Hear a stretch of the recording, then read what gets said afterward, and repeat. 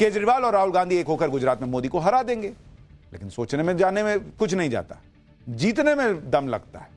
मोदी के खिलाफ प्लान बना रहे राहुल गांधी और केजरीवाल दोनों के साथ ऐसा खेल हुआ कि वो कई दिन नहीं भूलेंगे, क्योंकि राहुल गांधी हरियाणा में बुरी तरह हारे, महाराष्ट्र में बुरी तरह पिटे, 2 राज्य हारते ही लोकसभा चुनाव का सारा जोश और सारी अकड़ निकल गई।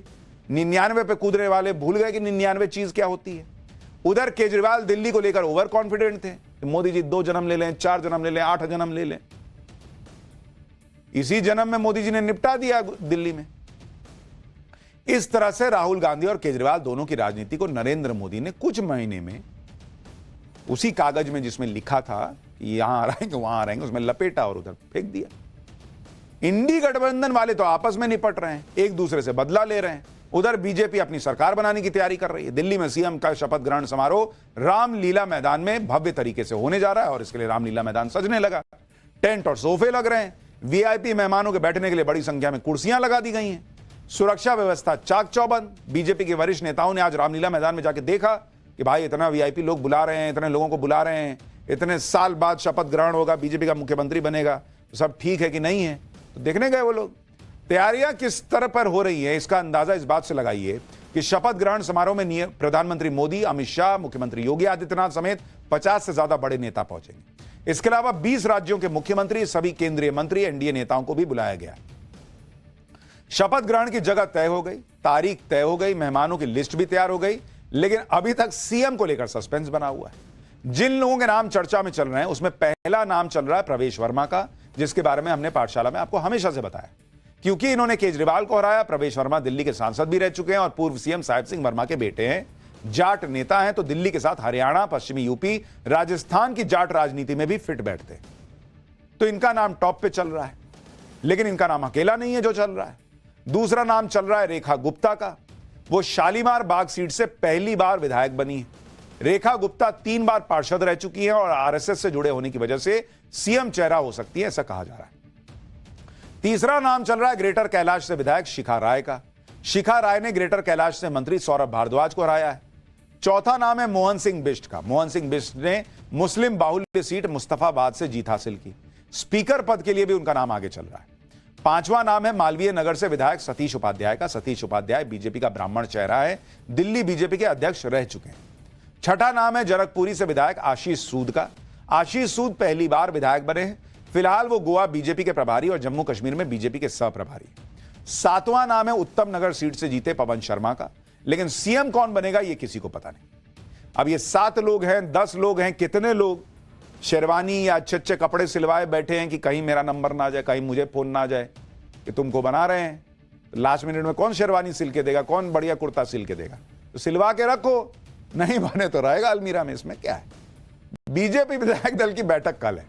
कल ही सीएम को लेकर चर्चा जो है वो फाइनल हो जाएगी, अटकलें खत्म हो जाएंगी। बीजेपी के सांसद मनोज तिवारी ने क्या कहा एक बार सुनिए, फिर बताता हूं कि आम आदमी पार्टी क्या कह रही है। बेचैनी है आम आदमी पार्टी की, उनको बेचैन रहने दीजिए।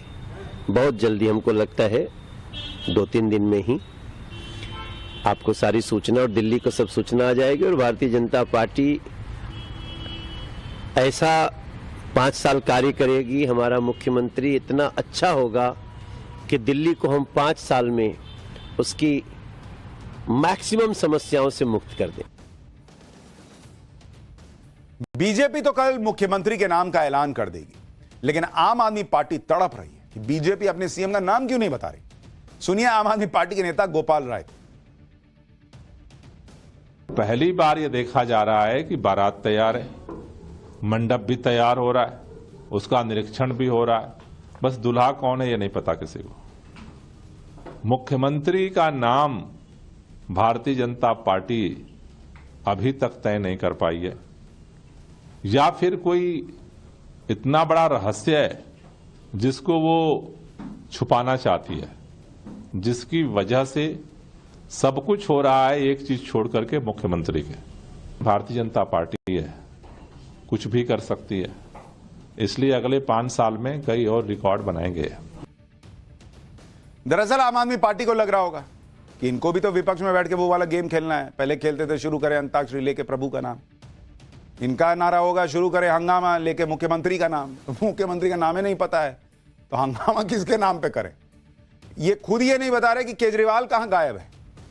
भाई हार गए ठीक है, पब्लिक के बीच तो आइए। गोपाल राय ये बयान तब दे रहे हैं जब उनकी ही पार्टी में यह तय नहीं हो पाया कि दिल्ली विधानसभा में नेता विपक्ष कौन होगा।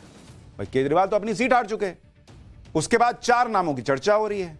पहला नाम है कार्यवाहक सीएम आतिशी जी का, दूसरा नाम है पूर्व मंत्री गोपाल राय जी का, तीसरा नाम 4 बार के विधायक संजीव झा जी का है और चौथा नाम तिलक नगर से विधायक जरनैल सिंह जी का है। ये 4 नाम चल रहे हैं, लेकिन अब कहां नाम चल, पार्टी नहीं चल पा रही तो नाम किसका चलेगा नहीं चलेगा वो पता कैसे चलेगा। पाठशाला में अब अगली क्लास। अखिलेश लाए उर्दू वाला हथियार, फायर मोड में सीएम योगी ने हिंदी से दे दिया जवाब। महाकुंभ को लेकर अखिलेश वर्सेस योगी, यूपी विधानसभा में आज क्या बवाल मच गया, अब जरा चलिए इसका चैप्टर खोलते हैं।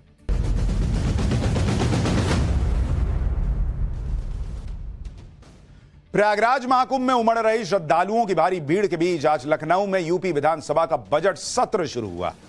जो समाजवादी पार्टी महाकुंभ को लेकर लगातार योगी सरकार के खिलाफ नैरेटिव बनाने में जुटी है, उसी समाजवादी पार्टी ने आज बजट सत्र के पहले दिन भी विधानसभा के बाहर और अंदर योगी सरकार को घेरने की पूरी कोशिश की। लेकिन लोकसभा चुनाव के बाद से योगी आदित्यनाथ समाजवादी पार्टी और अखिलेश यादव के हर नैरेटिव को लगातार खत्म कर रहे हैं।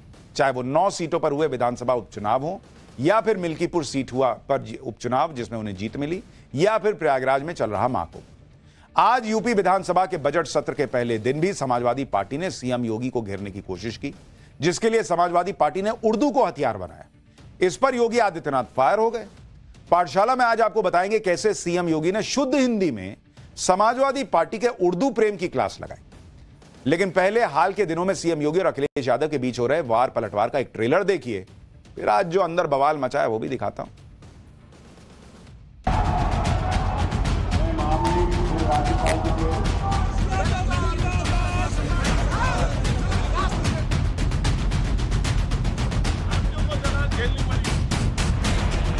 उर्दू क्यों नहीं करते? उर्दू भी तो भाषा है। उर्दू को नहीं करेंगे, अंग्रेजी करेंगे। उर्दू पढ़ाओ इसको, यानी उसको मौलवी बनाना चाहते हैं, कठपुल्ला पर की ओर देश को ले जाना चाहते हैं।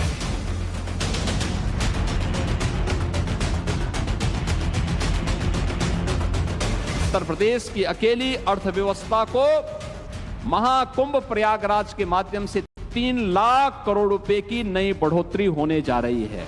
धार्मिक आयोजन मुनाफा के लिए नहीं होते हैं। हमारे मुख्यमंत्री क्या कह रहे हैं कि 2 लाख करोड़ का व्यापार होगा।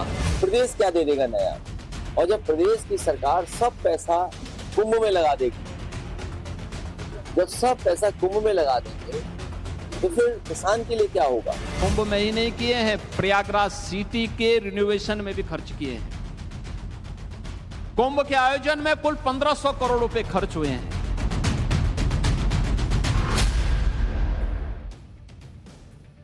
समाजवादी पार्टी ने आज बजट सत्र के पहले ही दिन महाकुंभ और दूसरे मुद्दों पर योगी सरकार को घेरने की पूरी कोशिश की। यहां तक तो सब ठीक था, लेकिन जैसे विधानसभा के अंदर समाजवादी पार्टी के विधायक माता प्रसाद पांडे ने उर्दू की वकालत करते हुए योगी सरकार को घेरने की कोशिश की तो सीएम योगी भड़क गए। ऐसे गुस्से में आ गए कि विधानसभा में सब हैरान रह गए। सुनिए समाजवादी पार्टी के नेता माता प्रसाद पांडे ने क्या कहा, जिस पर सीएम योगी का माथा गर्म हो गया। आप अंग्रेजी ला करके हिंदी को कमजोर करने का प्रयास हो रहा है, ये नहीं होना चाहिए। हिंदी को हटाने के लिए हम लोगों ने यातनाएं झेली हैं। दिल्ली तिहाड़ जेल में बंद रहे हैं, लखनऊ जेल में बंद रहे हैं, गोरखपुर के जेल में बंद रहे इस आंदोलन, इसलिए कि ये हिंदी अंग्रेजी यहाँ माध्यम न बने। और इसमें कितने लोग हैं, अगर अंग्रेजी करें तो उर्दू भी कर दीजिए। उर्दू क्यों नहीं करते? उर्दू भी तो भाषा है। उर्दू को नहीं करेंगे, अंग्रेजी करेंगे। हर अच्छे कार्य का विरोध करेंगे। हर अच्छा कार्य जो प्रदेश के हित में है, देश के हित में है, आप उसका विरोध करेंगे। और मुझे लगता है इस प्रकार के विरोध की निंदा होनी चाहिए और हम इसका समर्थन करते हैं जो उत्तर प्रदेश के बोर्डों को सम्मान मिला। मैं आपका धन्यवाद करूंगा, विधानसभा सचिवालय को इस बात के लिए धन्यवाद दूंगा। कल हम लोगों ने यहाँ पे इसका शुभारंभ किया, समाजवादी पार्टी ने उसका विरोध किया और मुझे लगता है कि प्रोसीडिंग का हिस्सा होना चाहिए। इनको समाज के सामने एक्सपोज करना चाहिए। अपने बच्चों को ये लोग पढ़ाएंगे इंग्लिश स्कूलों में और दूसरे के बच्चे के लिए अगर सुविधा सरकार देना चाहती है तो कह देंगे उर्दू पढ़ाओ इसको। यानी उसको मौलवी बनाना चाहते हैं, कटगुल्ला बन के और केस को ले जाना चाहते हैं। ये नहीं चल सकता। योगी ताल ठोक के कह रहे हैं अपने बच्चों को अंग्रेजी पढ़ाने वाले दूसरे के बच्चों को सिर्फ उर्दू पढ़ाना चाहते हैं। देखिए हुआ क्या है, थोड़ा यह भी समझिए। वो योगी इतना भड़क क्यों गए समाजवादी पार्टी के उर्दू प्रेम पर? दरअसल योगी सरकार ने फैसला लिया कि यूपी विधानसभा में बजट सत्र की कार्रवाई हिंदी के साथ साथ अवधी, ब्रज, भोजपुरी, बुंदेली और इंग्लिश भाषा में सुनी जा सकेगी। विधानसभा के इसी लैंग्वेज सिस्टम का समाजवादी पार्टी ने विरोध शुरू कर दिया और आपत्ति जताई कि इंग्लिश है तो उर्दू क्यों नहीं। इंग्लिश का विरोध करने के साथ ही माता प्रसाद पांडे ने उर्दू भाषा के इस्तेमाल की जोरदार वकालत की, जिसने सीएम योगी को गुस्सा दिला दिया। लेकिन समाजवादी पार्टी जिस तरह से सीएम योगी को टारगेट कर रही है, वो विरोध विधानसभा के अंदर लगे लैंग्वेज सिस्टम तक ही सीमित नहीं है। महाकुंभ पर भी अखिलेश यादव और समाजवादी पार्टी लगातार सवाल उठा रहे हैं। कभी महाकुंभ की व्यवस्था पर सवाल उठते हैं, कभी सड़कों और रेलवे स्टेशन पर उमड़ रही श्रद्धालुओं की भारी भीड़।